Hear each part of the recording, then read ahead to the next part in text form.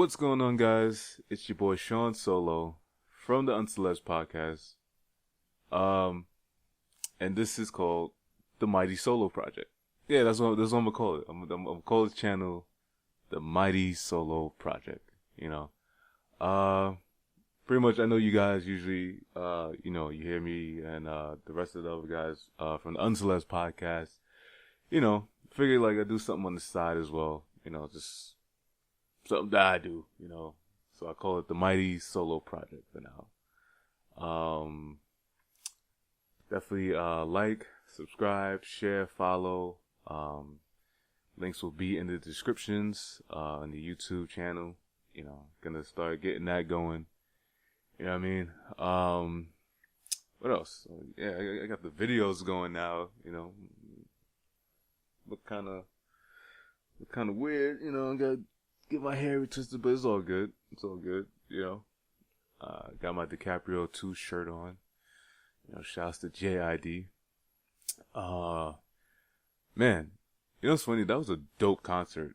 It was me, Steph, and Dre. We went to go see the JID Catch Me If You Can tour. So I got this shirt. Great performance. Great performances, man. JID did his thing. Who else we got?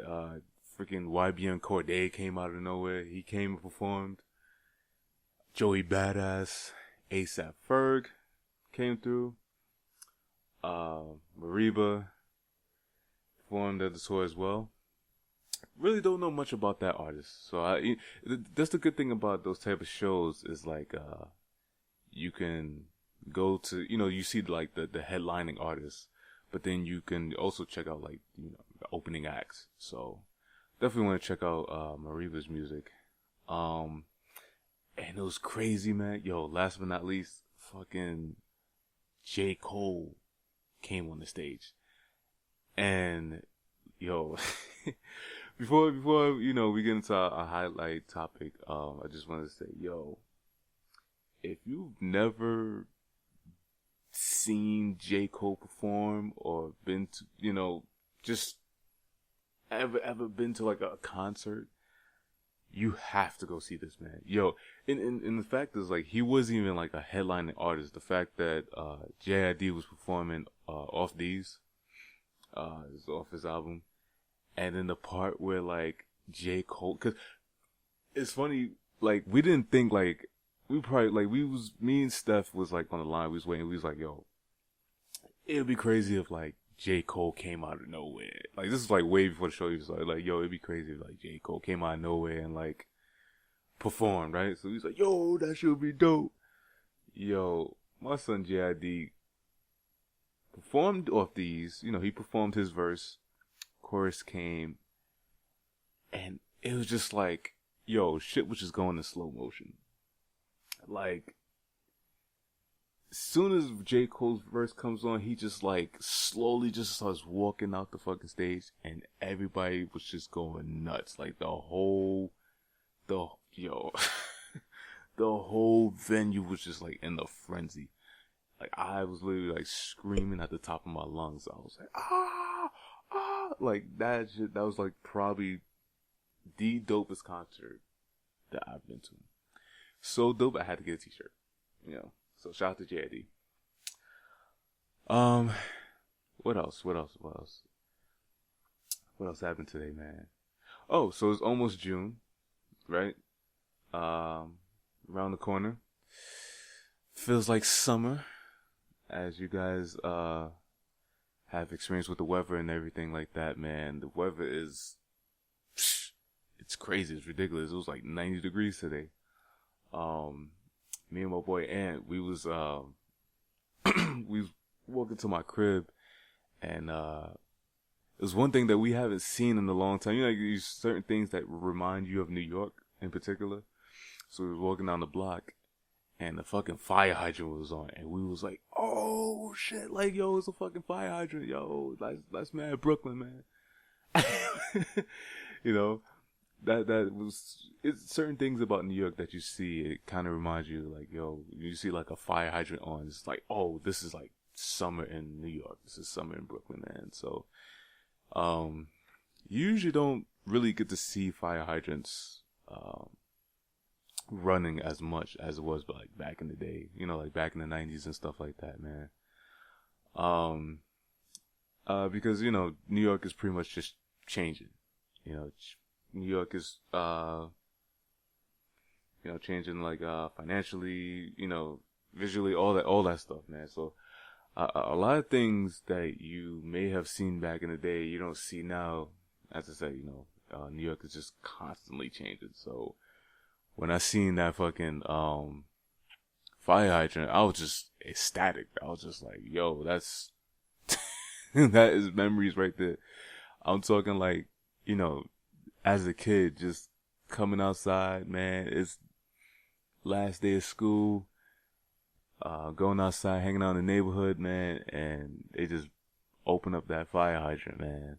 Or as, your parents would call the Johnny Pump. I don't know if you guys, you guys might be young, but yeah, we used to call it like the Johnny Pump because our parents called it the Johnny Pump. I never knew why they called it the Johnny Pump, but yeah, I call it the fire hydrant now. I'm not calling that shit the Johnny Pump.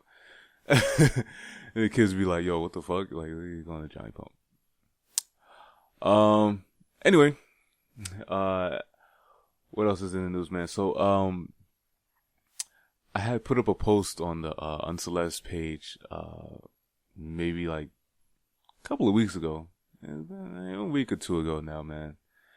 And, I was just bored. I was just trying to see, like, what the followers thought, man. And, I put a post, I said, yo, man, if Pornhub, gave you $20,000 to do a sex tape with your spouse, would you take the offer? Now, granted, like that, I feel like some people think that's an iffy subject. Like, oh, no, I don't know, it's $20,000. I don't want my face to be seen. I mean, understand this, right? It's Pornhub. Now, if you done, like, I've done my research, right? So, like, Pornhub, not looking into Pornhub, but with Pornhub, you see, like, the people who have their pages, man. Yo, I was looking at the numbers, and some of these couples are making, like, fucking $30,000 a month.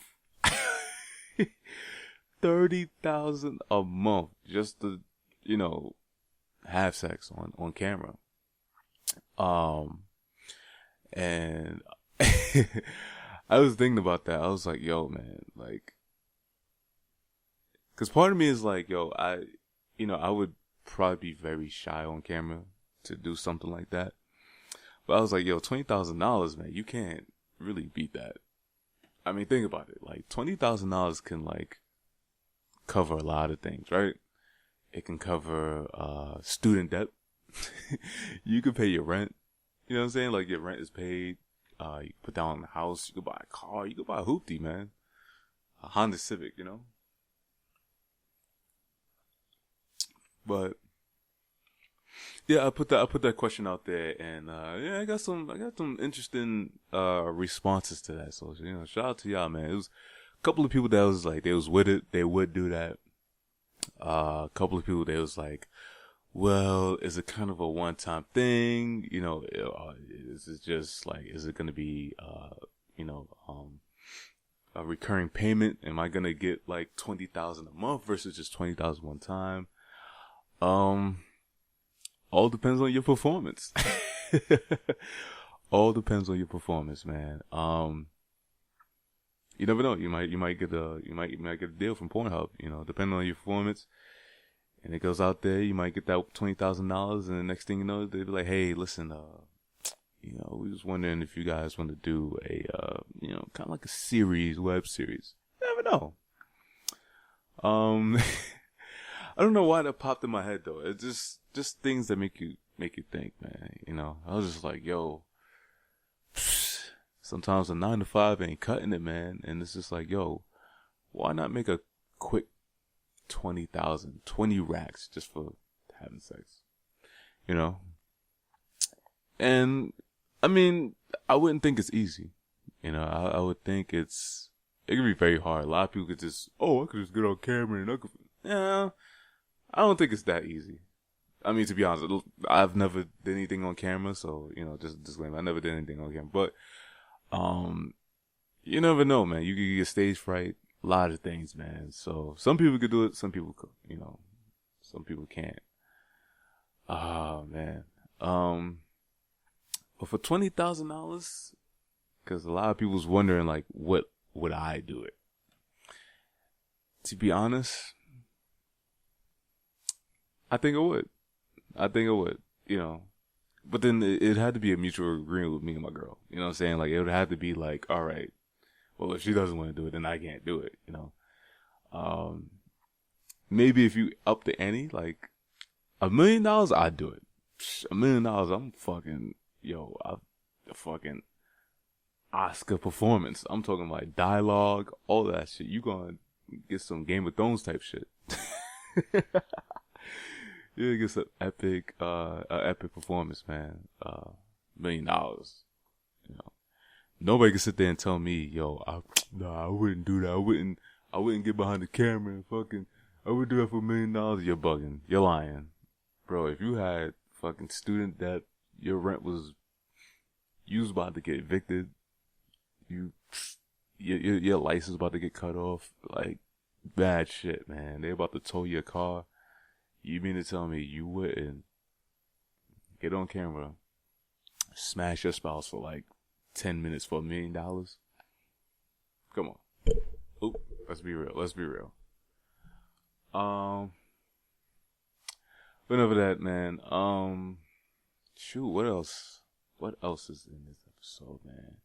Oh, so Memorial Day weekend, I heard that the Aladdin live action movie has opened in the box office, and I believe they said they pulled in $161 million in the box office. I was like, shit, it's pretty good. I do want to see it. I do want to see it. Looks good from the trailer. Like, I know they had a lot of speculations about it before.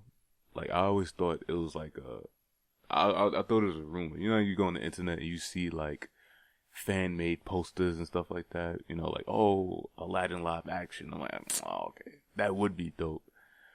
But they really made that, And the trailer looks amazing. Like, coming from someone who is a fan of Disney, like the cartoon Aladdin, as a kid, I must say it kind of puts Aladdin in a different perspective from what I've seen in the trailer. The CGI and the special effects are just really on point.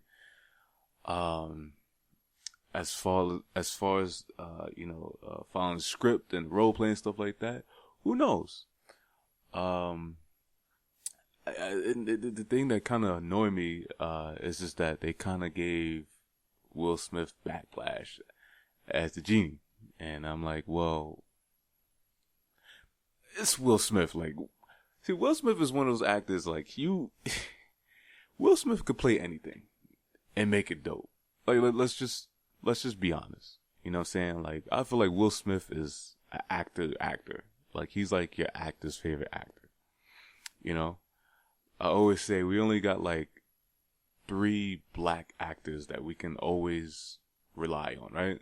You got Samuel L. Jackson, Morgan Freeman, and Will Smith. Oh, and Denzel Washington.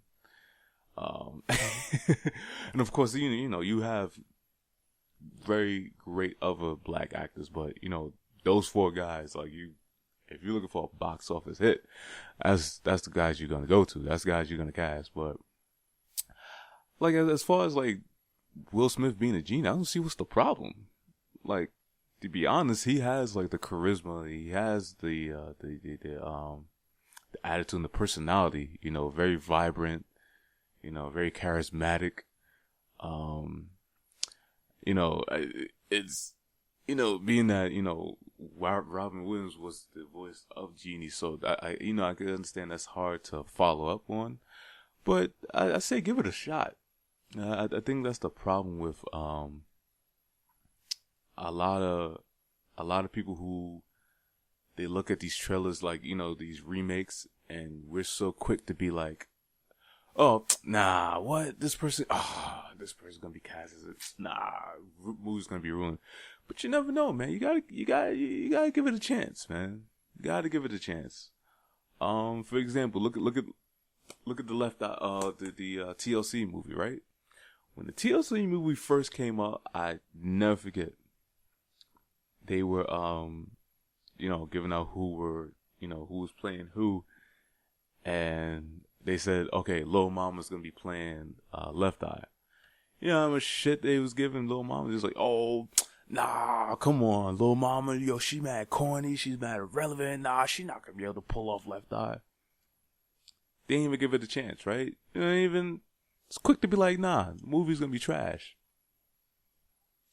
Come to find out, fucking Lil Mama rocked that fucking role at, like, I sat there and I watched it like 3 times, and I felt like, for a while I started to think like she was Left Eye, you know what I'm saying? Like, that's how good, like, Lil Mama played her. In the outstanding performance, outstanding performance, man.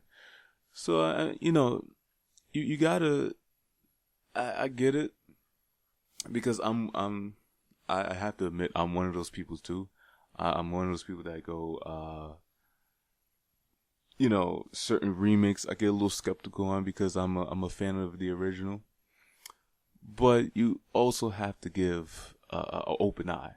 You know what I'm saying? Like, you have to have not an open eye, I'm sorry, pardon me, an open mind. An open mind, you know what I'm saying? Because I know we've had so many remakes from the originals that were a bust. Not gonna name any, but you guys, pretty sure you guys seen like remakes that's just terrible. And it's just, it kind of puts you in that mode, like, well, damn, like, they're gonna keep doing these remakes, they're all gonna be trash.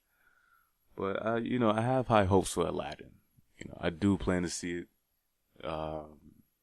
maybe this week or next week or something like that, at some point. But once I do see it, I'll do a video on it. I'll give it a little review. Yeah. Sorry, man. I gotta drink some water, man. It's fucking hot as hell in this room. I gotta give me a portable AC soon, man. I feel like I wasn't ready for the summer. It was like, it's fucking summer, Man. How was everybody's weekend? Got Memorial Day weekend. Everybody was off. I'm hoping. I know I was off, man. My weekend was pretty good. Spent time with my girlfriend. Spent time with my boy, Renako Raynil, who chilled in Williamsburg. Williamsburg was pretty lit. Fucking Sunday, like, we was over by Freehold. Usually Freehold is like pretty dope spot. Like, usually like a Friday or Saturday, you can't go wrong with Freehold. Like, the Freehold is pretty jumping. For you guys who don't know what Freehold is, Freehold is like this big venue, right? Like, it's kind of like a bar / restaurant kind of deal, where like, I think it's a restaurant during the day, and at night it turns into like a nightclub, as per se. It's like this big huge space, right? And it's just like and I think the atmosphere is pretty good, really good music. Like, the DJ is always on point. The drinks are a bit expensive, on the expensive side. Like a rum and coke will probably be like $13 or some shit. You know what I'm saying? Like, there's a couple times like, I pay like $10 for a beer. I'm like, I don't fucking pay $10 for a beer. Are you kidding? What the fuck? Fucking Corona for $10, But that's the only downside of Freehold. But other than that, like, it's pretty good. Freehold is pretty good. It's free to get in. There's no dress code. And places like that, you would think that they have a dress code because it looks so fancy, but it doesn't. You know, uh,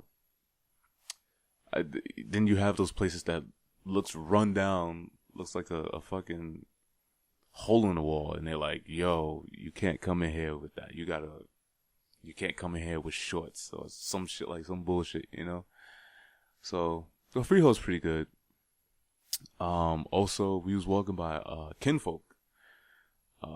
Kinfolk is a pretty hip, kind of young college kid, kind of diverse kind of crowd, kind of bar, if that makes sense.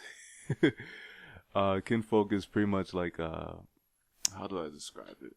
Like the type of people that go there are like young black, like young black and white hipsters, if that makes sense. So they're all into like fashion and music and stuff like that. A lot of them probably listen to like Sade and like TLC and shit like that. I'm hoping I'm painting a picture for you right now. So that's the type of crowd that they attract, that you'll see in Kinfolk. But Kinfolk is pretty good. Like I like it. The times I've only probably been there maybe, I'd say like 3 times. And not out of those 3 times, it's never been like trash. You have some places that you go to and it's like a hit or miss, right? But with Kinfolk, it's not like that. It's not like that at all. Let's see, yeah, it's not really like that at all. I mean, from the times that I've been there, drinks is pretty good, you know. But anyway, this particular night, yeah, it was just like lit. Like I'm talking about, like, yo, it was a line from down the block and around the corner. It was just mad shit going on. It was just police outside, people arguing in the streets, and just madness. And I was just like, whoa, this is the Williamsburg I remember. This is the Williamsburg that I used to come to and try to sneak in bars when I was underage. And yes, I used to do that. Am I proud of that? Kind of. Like 90% of the time, it never worked. But when you're young and you're a teenager and you're in high school, you tend to do stupid things and try to sneak in bars or try to crash parties and stuff like that. But seeing Kinfolk, seeing Williamsburg in general look like that, it was like, all right, that's the Williamsburg I remember. Lately, that shit been kind of dead. So,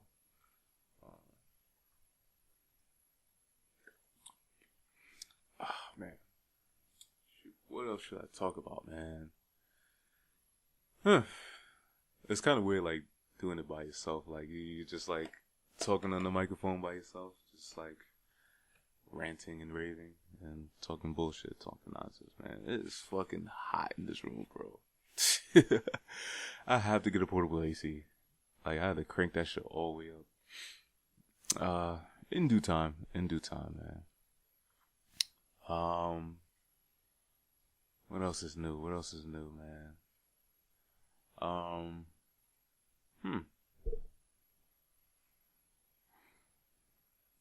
And some new albums came out. Oh, right. So Tyler the Creator's album came out. Igor. That's the name of the album, Igor. And, I have, like, as far as with Tyler the Creator's music, I have to say, his music has really evolved, sonically. And I don't mean that in a bad way. As far as his older work, like his older work, it, like, for me, it took time for me to really kind of get to like. Because the reason why I say that, because when he first came out with his music, it was kind of like very like how do you say it? It was like very weird, kind of like experimental hip hop. It's kind of like not really satanic, but it's just like how does it go? I forgot the name of it, but pretty much when he first came out, I just wasn't a fan. I wasn't a fan of the whole eating the roaches and talking about slapping women and raping and shit like that. But as the years gone by and I started really like kind of like just really listening to his music, like each album, and I kind of understand now. It's like, oh, okay, at the time he was like very angry and kind of like rah rah rah, but it was like he was young and just a kind of like a troubled teenager when I listened to his music at the time. Him and Odd Future. And then as his more of his albums came out, like Wolf and like Cherry Bomb and Flower Boy, I started to see a progression in his music. I started seeing more of a mature approach to his music, and not saying anything wrong with that. That's good. You know what I'm saying? Like it's good to evolve and mature in your music. You don't want to be in the game 20 years and you're still rapping about the same angry stuff. Not saying it was bad, but it's it's good to evolve musically. So and all right, so I gave it a listen. And I gotta say, man, I could definitely hear a lot of influences in his music. Of course, you have some sounds that's his, but I definitely hear some early 2000s NERD. Definitely hear some Kanye in there. And he's mentioned that Tyler's mentioned that he has like Pharrell and Kanye are his like big influences. Like, well, Pharrell is like his biggest. And you can hear that in his in this album. Like as far as the drums and the percussions, very fly or die NERD, in my opinion.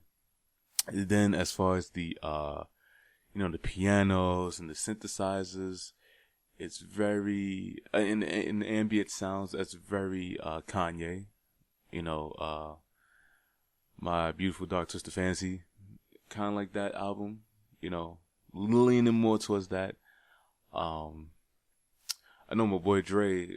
He said also Childish Gambino. I was like, that's true. I do hear some Childish Gambino influences in there as well. Overall, I think the album is pretty dope. Like I think a lot of people say this is his best album so far, and I have to agree. Not taking anything away from his previous work, but as I said before, very very progressive with his music, and it's just very mature. I am excited to see what he comes out with next. My favorite song on that album is Running Out of Time. Like, if I had to choose out of all that songs, Running Out of Time is most likely my favorite. I don't know, because it just has like a very ambient sound. It makes you feel good, kind of puts you in the mood. That's what I notice a lot about his songs. It puts you in the mood, kind of relaxes you, and then certain songs it kind of like get you hyped, but it's like an even balance. And I feel like a lot of artists don't have that in their music, like balance. Which is good.